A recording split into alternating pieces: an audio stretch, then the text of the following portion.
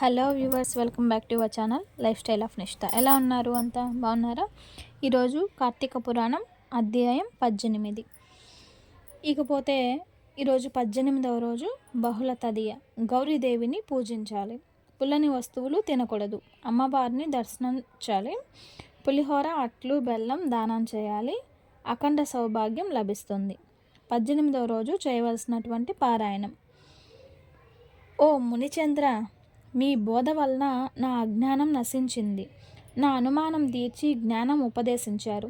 నేటి నుండి మీ శిష్యుడినైతిని. నాకు తండ్రి, గురువు, దైవం సమస్తము మీరే. నా పూర్వ పుణ్య ఫలితాలనే కదా మీ వంటి పుణ్యపురుషుల సాంగత్యము నాకు కలిగినది. కావున నన్ను తమ శిష్యునిగా స్వీకరించి సత్కర్మలను మానవుడు ఎట్లు చేయవలనో వాటి వల్ల వచ్చే ఫలితాలు ఏమిటో దయచేసి తెలియచేయవలసిందిగా ప్రార్థిస్తున్నాను అన్నారు. అందుకు అంగీరస ముని, నీవు అడిగిన ప్రశ్నలన్నీ మంచివే. అవి అందరికీ ఉపయోగార్థమైనవే కనుక చెప్తాను, శ్రద్ధగా విను. ప్రతి మానవుడు ఈ శరీరమే స్థుతిని నమ్మి జ్ఞానము లేనివానిగా ప్రవర్తిస్తున్నాడు. ఈ భేదము శరీరానికే కానీ ఆత్మకు లేదు. అలాంటి ఆత్మ జ్ఞానం కలుగుటకే మంచి పనులు చేయవలననే అన్ని శాస్త్రాలు ఘోషిస్తున్నవి. సత్కర్మలను ఆచరించి వాటి ఫలము పరమేశ్వరునకు అర్పించినచో వారికి జ్ఞానం కలుగుతుంది. ఈ శరీరం నీటి బుడగ లాంటిది. కష్టం, సుఖం, సంతోషం, విచారం అనేవి శరీరానికే కానీ ఆత్మకి ఉండవు. ఆత్మజ్ఞానం అలగడం కోసం కర్మలు చేయాలి. ఆత్మజ్ఞానం కలగడం కోసం కర్మలు చేయాలి.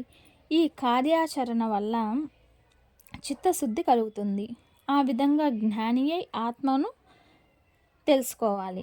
కనుక వేద విధులను, వర్ణాశ్రమ ధర్మాలను తప్పక చేయాలి. ముఖ్యంగా బ్రాహ్మణుడు ప్రాతస్నానంతో పాటు సంధ్యావందనం, హోమ జపాలు తప్పక చేయాలి. ఆత్మ అంతఃకరణానికి దాని వ్యాపారాలను సాక్షి చైతన్యము, ఆత్మ యొక్క రూపం, అదే సత్యం. సత్యము, ఆనందం ఆత్మస్వరూపం, అదే బుద్ధికి సాక్షి. దానినే ఆత్మ అంటారు. దేహం పృథ్వీ వ్యాధి, పంచభూతాలను మాత్రల వల్ల పుడుతుంది కనుక అది ఆత్మ కాదు. ఇంద్రియాలు, మనస్సు, బుద్ధి, ప్రాణాలను ప్రకాశించేట్లు చేసేదే ఆత్మ. వాటిని స్వయం ప్రకాశ శక్తి లేదు. ఇవన్నీ జడ పదార్థాలు. వాణ్ణి ప్రకాశింపచేసేదే ఆత్మ, అదే నేను అనేది. దీనివల్లను మార్పు పొందక జాగ్రత్తావస్థలో, సుషుప్తిలో, స్వప్నములో దేనిని అంటే జీవుని నడిపించేది ఆత్మ, అదే నేను. ఘటమును ప్రకాశింపచేసే దీపం ఘటం కన్నా వేరే కదా. అలాగే దేహమును, ఇంద్రియాలను ప్రకాశింపచేసే బోధ జ్ఞానమూర్తి ఆత్మ అవి వేరే ఉంటాయి. అదే నేను. సర్వజ్ఞునిగా, సర్వశక్తి సంపన్నునిగా వేదాలు చెప్తున్నవాడే ఆత్మ, అదే నేను. ఇప్పుడు తెలిసిందా అహం బ్రహ్మ అంటే ఏమిటని? ఆ బ్రహ్మ పదార్థమే నేను. శమ, దమాది సాధన సంపత్తితో శ్రవణ మననాదులకు సంక్రమంగా అభ్యసిస్తూ అహం బ్రహ్మ అనే వ్యాఖ్యాబోధ దృఢంగా తెలుసుకోవాలి. వేదం వల్లను, గురువానుగ్రహం వల్లను జీవాత్మ పరమాత్మ జ్ఞానం కలుగగానే సంసారానికి సంబంధించిన పునాది కొట్టుకుపోతుంది. తరువాత కొంతకాలం ప్రారబ్ధ కర్మ అనుభవించింది. ఆ పైన సుస్థిరమైన ముక్తిని పొందడం అవుతుంది. ప్రారబ్ధ కర్మ విచ్ఛేదానికి, ఈ ఆత్మశుద్ధికి వేదోక్తమైన కర్మకాండ చేయాలి. అది చేసే మార్గాన్ని సద్గురువు వల్ల తెలుసుకోవాలి. అలా తెలుసుకొని చేసిన ఆ కర్మఫలాన్ని ఈశ్వరార్పణమస్తు అని దారపోయాలి. అలా చేస్తే పాప విముక్తుడై ఉత్తమ జన్మ ఎత్తి ఆ జన్మలో శ్రవణ మననాదుల్ని అభ్యసించి తెలుసుకున్నవాడే బంధ విముక్తుడవుతాడు. మోక్షం పొందుతాడు అని అంగీరస మహాముని చెప్పాడు. సూర్య చంద్రగ్రహణ సమయాల యందు తదితర పుణ్యదినముల యందు స్నానం తప్పక చేయవలను. ప్రాతకాలంలో స్నానం చేసి సంధ్యావందనం, సూర్య నమస్కారములు చేయవలెను.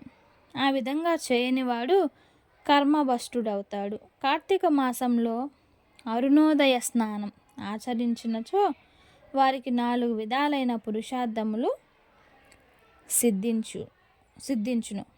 కార్తీక మాసంతో సమానమైన మాసం, వేదాలతో సరితూగుతూ శాస్త్రం, గంగా గోదావరి నదులకు సమాన తీర్థములు, భార్యతో సరితూగు సుఖము, ధర్మముతో సమానమైన మిత్రుడు, శ్రీహరితో సమానమైన దేవుడు లేడని తెలుసుకోవాలి.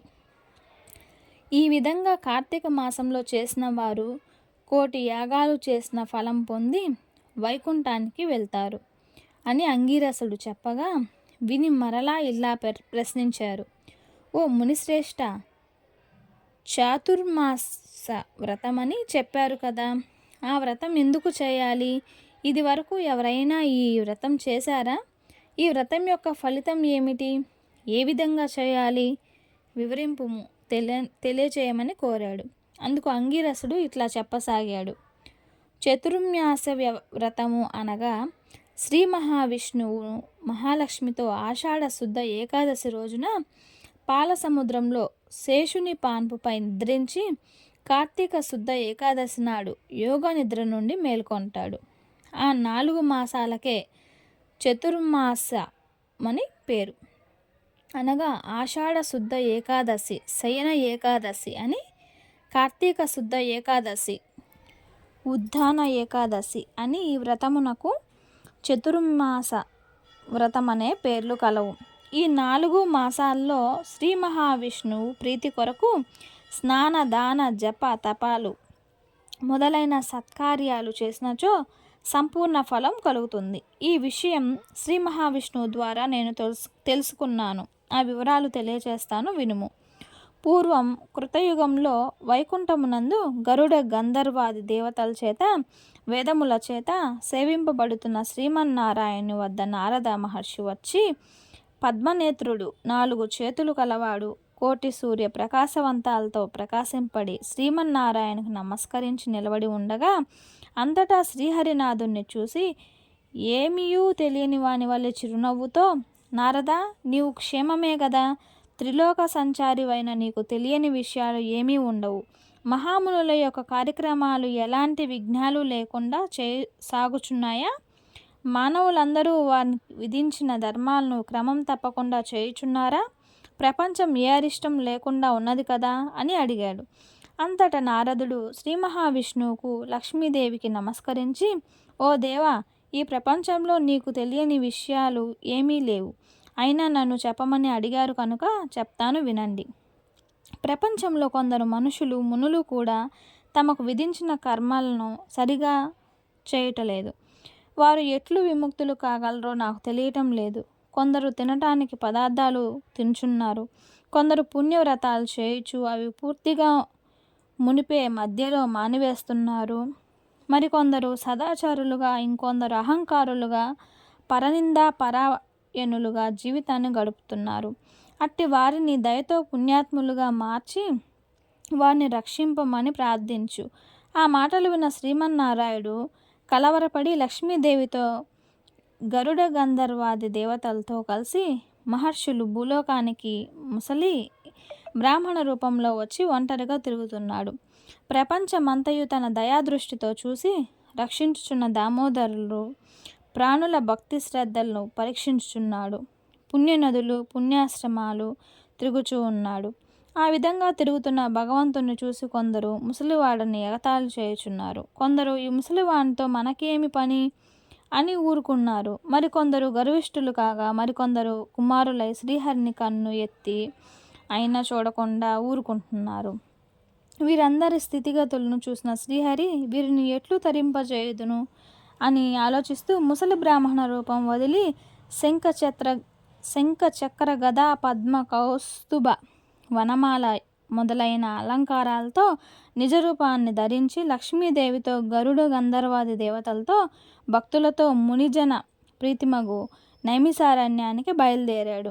ఈ వనమందు తపస్సు చేసుకొంచున్న మునిపుంగవులు ఆశ్చర్యంతో స్వయంగా తమ ఆశ్రమానికి వచ్చిన శ్రీమన్నారాయణ్ణి దర్శించి భక్తి శ్రద్ధలతో నమస్కరించి శ్రీమన్నారాయణ్ణి ఈ విధంగా స్తోత్రం చేస్తున్నారు. శ్లోకం. శాంతాకారం భుజగశయనం పద్మనాభం సురేశం విశ్వాకారం గగన సహృశం మేఘవర్ణం శుభాంగం లక్ష్మీకాంతం కమలనయనం యోగహృద్యాం నగమ్యం వందే విష్ణుం భవభయహరం సర్వలోకైకనాథం లక్ష్మీం క్షీరసముద్రరాజతనయాం శ్రీరంగధామేశ్వరీం దాసీభూత సమస్తదేవవనితాం లోకైకదీపాంకురం శ్రీమన్మందకటాక్షలబ్ధవిద్వైమహేంద్రం గంగాధరాం త్వాం త్రైలోక్యం కుటుంబినీం సరసిజాం వందే ముకుందప్రియాం. స్కంద పురాణంలో వశిష్ఠ ప్రోక్త కార్తీక మహత్య మండలి అధ్యాయం 18వ రోజు పారాయణం పూర్తయినది. ఇంకా నా ఛానల్ని ఎవరైనా సబ్స్క్రైబ్ చేసుకోకపోతే సబ్స్క్రైబ్ చేయండి, లైక్ చేయండి, షేర్ చేయండి. ఈ ఈశ్వరుని యొక్క కరుణా కటాక్షాలు మన మీద ఎల్లవెల్లలా ఉండాలని మనస్ఫూర్తిగా కోరుకుంటున్నాను. Thanks for watching. నెక్స్ట్ వీడియోలో మళ్ళీ కలుద్దాము. అంతవరకు నమస్తే. Don't forget the subscribe.